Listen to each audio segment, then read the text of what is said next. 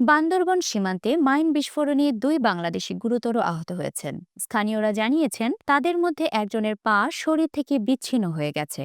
তাদের উদ্ধার করে কক্সবাজার সদর হাসপাতালে ভর্তি করা হয়েছে। শুক্রবার 24শে জানুয়ারি ভোরে জেলার নাইক্ষ্যংছড়ি উপজেলার ফুলতলী এবং আষাঢ়তলী সীমান্তের 47 থেকে 48 নম্বর পিলার এলাকায় এই দুর্ঘটনা ঘটে। আহতরা হলেন উপজেলার আষাঢ়তলী ৮ নম্বর ওয়ার্ডের আলী হোসেন ৩৫ ও মোহাম্মদ আরিফুল্লাহ।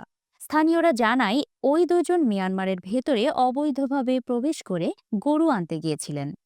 সেখানে আরাকান আর্মি ও মিয়ানমার সেনাবাহিনীর প্রতিরক্ষা স্থল মাইন বিস্ফোরণে গুরুতর আহত হন। পরে স্থানীয়রা তাদের উদ্ধার করে কক্সবাজার সদর হাসপাতালে ভর্তি করে। নাইক্ষ্যংছড়ি সদর ইউনিয়নের ৯ নম্বর ওয়ার্ডের সাবেক সদস্য শামসুল আলম জানান, খবর পেয়ে আহত আলী হোসেন এবং আরিফুল্লাহকে উদ্ধার করে হাসপাতালে ভর্তি করা হয়েছে।